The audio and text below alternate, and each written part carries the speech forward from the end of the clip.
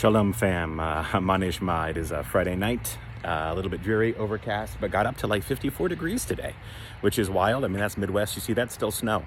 So welcome to Indiana, where there's snow on the ground, and it was 54 degrees. Friday night thing here. It continues to be, a difficult day after difficult day, but I don't think that's a total surprise to us. It's like a shock, but not surprising, kind of one of those situations. This is a little Shabbat message, and it won't be long. I wrote on Adam Mark writes, my newsletter. I think this was 2 Fridays ago, maybe 3. I think 2 Fridays ago.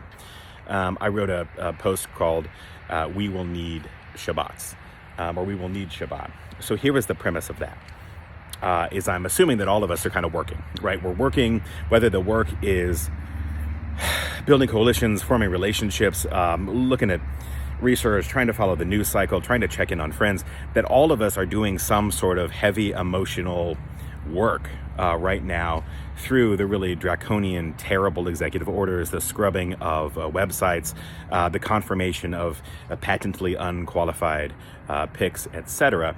It just lays work at our feet to process that. That is work. But one of the things about Shabbat is that you're prohibited from work, and I talk about that, the 39 categories of work from which we are prohibited, the melachot, and I don't keep Shabbat, which is a funny post. I said in the post, like, hey, here's what you should do Shabbat, from a guy that doesn't keep Shabbat. But my point in that post was that, we don't merely rest on Shabbat. The idea is not that you just like lay down your implements and now we're resting. The idea is really, it's more substantive than that. It is the idea to act as though work doesn't even exist at all. So it's not as though there's work that you're refraining from on Shabbat. It is to enter a palace in time, to use Abraham Joshua Heschel's language. It's to enter a palace in time. And in that palace, man, we are to act as though work doesn't even exist. And what I did in that post, why we need Shabbat, is because we should give ourselves a day a week where we act as though the work of justice doesn't even exist. And the reason that the work of justice doesn't exist is not because we are choosing to ignore the work.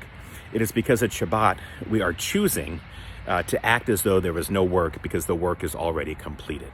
So I've been trying to train myself into this mindset where at least for a couple hours, maybe not all of Shabbat, maybe not all the way through Havdalah on Saturday night, which I also don't do, but at least for a couple hours on Friday nights on Shabbat, I'm trying to act as though, I shouldn't say pretend, I'm really trying to lean into the idea that the work of justice is complete.